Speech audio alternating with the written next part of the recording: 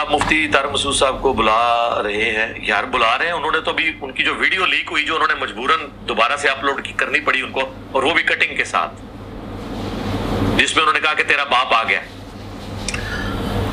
उनकी फरमाइश है कि आप सादे अल्फाज में एक क्लिप रिकॉर्ड कराएं। मैं सादे अल्फाज में कई दफा रिकॉर्ड कराऊंगे, सर आए, पहले अकीदों में बात होगी जब तक अकीदे सेटल नहीं होते, और अगर अकीदे सेटल हो जाए तो आपकी सारे मसले हम बगैर दलील के ही मान लेंगे, फिर तो जाहिर है जी मसले खत्म हो गया। जब किसी के अकीदों को दुरुस्त मान लिया, उसके फिकी मसले तो फिर छोटे रह गए। जब अकीदा उसका सही निकला, बाकी चीजें तो छोटी रह गई। अब अहले तशय्युअ मेरे पास आए और मुझे कहें जी आप मातम पे हमसे करें। मैं कहूँगा यार मातम मेरा इख्तलाफ नहीं है आपके साथ इतने बड़े लेवल का, मेरा आपसे बड़े लेवल के ऊपर जो इख्तलाफ है अकीदा इमामत के ऊपर है कि आप रसूलुल्लाह की वफात के बाद भी किसी शख्स के बारे में ये क्लेम करें कि अल्लाह और बंदे का ताल्लुक रहता है। जब तक ये मसला सेटल नहीं होता है तो मैं तो इसको कुफ्र इस्लाम का मसला समझ रहा हूं ना अपने लिए, तो ये बहुत बड़ा अकीदा है। जब तक मेरा आपका ये मसला हल नहीं होता मैं आपसे आगे किसी और मसले में बात कर ही नहीं सकता। बिस्मिल्लाहिर्रहमानिर्रहीम, अस्सलाम वालेकुम। जी दोस्तों, आपने देखा और सुना, यही इंजीनियर मिर्ज़ा साहब हैं जो कुछ अर्सा पहले राग अलापते थे। मैं सबके पीछे नमाज़ पढ़ता हूँ, मैं सबको मुसलमान समझता हूँ।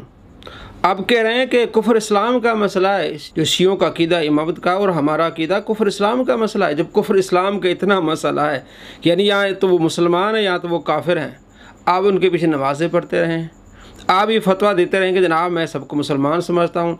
आप बार बार उलमा को टोंट करते रहें, जनाब ये किसी को मुसलमान नहीं समझते, मैं सबको मुसलमान समझता हूँ। कई आपने फ़नकारियाँ की हैं, अब आपकी फ़नकारी बाहर निकल आ रही है। जनाब देवबंदी को कोई अकीदा ठीक नहीं है, जब उनका अकीदा सही होगा तो उनके फ़िकी मसले सारे जो हल हो जाएंगे।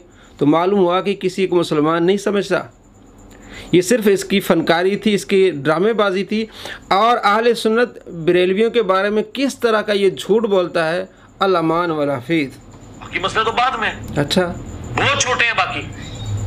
इसी तरीके से बरेलवी आते हैं तो हम उसके साथ बुनियादी अकीदे के ऊपर बात करेंगे, चिश्ती रसूलुल्लाह पे, यानी कि बुनियादी अकीदा बरेलवियों को का जो है वो बुनियादी अकीदा क्या है, चिश्ती रसूलुल्लाह, नऊज़ु बिल्लाह मिन ज़ालिक। कौन सी किताब है अहले सुन्नत बरेलवी की जिसमें ये अकीदा मौजूद है? सरासर झूठ। इसलिए मैं कहता हूँ इस सदी का सबसे बड़ा झूठा है। और आगे जनाब ये कहेगा मुफ्ती मुनीबुर रहमान साहब आ जाएं मुनाजरे के लिए। अगर मुफ्ती मुनीबुर रहमान साहब आपके पास आ जाते हैं तो आपके पास रहता क्या है? क्योंकि आप किसी किताब से साबित नहीं कर सकते। आप तो सरासर झूठे निकलेंगे, लेकिन ड्रामेबाजी ख़त्म नहीं होती इसकी। अच्छा, ये मसले नहीं हल होते, बाकी खाम खा पैसों को उलझाना। अच्छा, बाद लोग मैदान में और भी उतराए कि साड़ी भी को टिकट ला दो, देखें सर टिकट उसकी लगेगी जिसकी व्यूअरशिप ज्यादा होगी, जिसकी आवाम में से होगी। बाकी फिरकों का भी बड़ा आना चाहिए। मुफ्ती मुनीब साहब आए, मैं तैयार हूँ।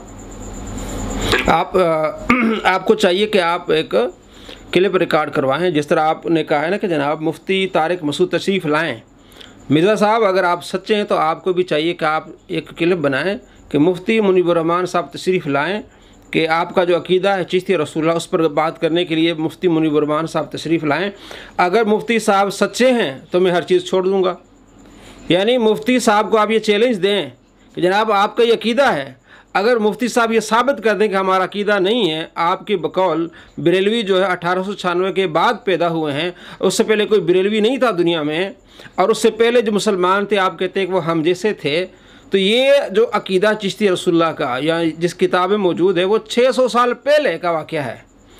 अहले सुन्नत इसका रद्द करते हैं और जो दूसरे इसकी तावील करते हैं।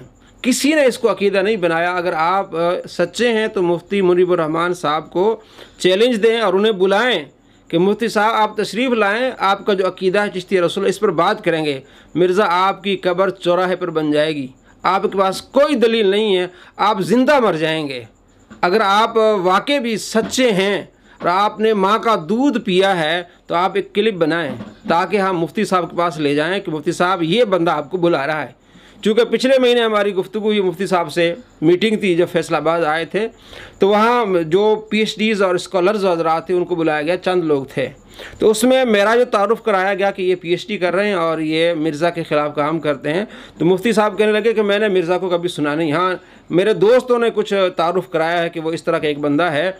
तो मुफ्ती साहब ने मिर्ज़ा की कोई वीडियो नहीं देखी। बकौल मुफ्ती साहब के आप एक वीडियो रिकॉर्ड करवाएं कि जनाब मुफ्ती साहब तशरीफ़ लाएँ, मुफ्ती मुनीब रहमान साहब, आपका अकीदा चिश्ती रसूलुल्लाह का, अगर आपका ये अकीदा सेटल हो जाता है तो मैं हर चीज़ को मान लेता हूँ। तो आप वहीं धरे के धरे पकड़े जाएंगे और आप नंगे हो जाएंगे।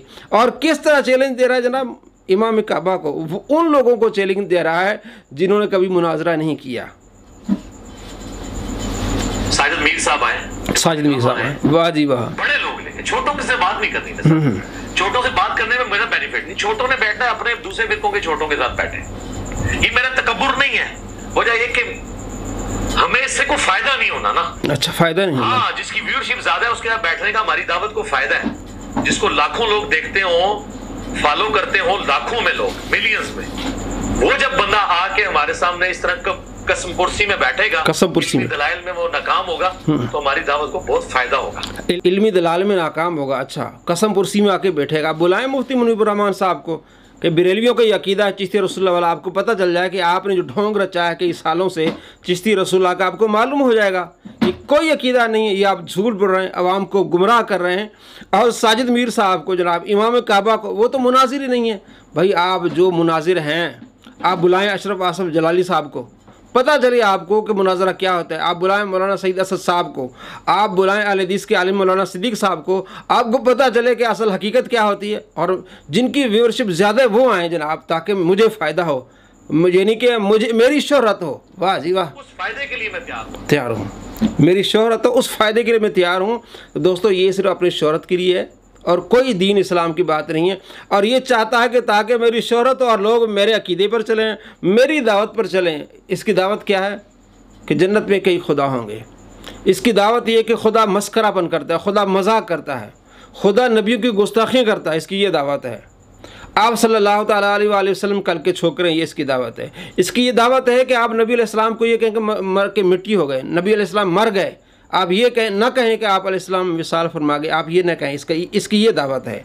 और आप सल्लल्लाहु ताला अलैहि वसल्लम के बारे में इस तरह की गंदी ज़बान इस्तेमाल करता है और अपने मानने वालों को कहता है कि जाएँ लोगों से पूछें कि नबी सल्लल्लाहु ताला अलैहि वसल्लम को गालियाँ दें। हमने इस पर वीडियोस बनाई हैं। इसके मानने वाले लोगों को जाके कहते हैं जनाब आप अलैहिस्सलाम को गालियाँ दो, नऊज़ बिल्लाह मिन ज़ालिक। ये इसकी दावत है। और आप सल्लल्लाहु ताला अलैहि वसल्लम की अहादीस पर झूठ, पिछले दिन हमने वीडियो बनाई है, एक हदीस पर 13 झूठ। दुनिया में ऐसा बंदा आपको नहीं मिलेगा जो इतना बड़ा झूठा हो कि एक हदीस पर 13 झूठ बोले। अल अमान वल हफीज़, अल अमान वल हफीज़।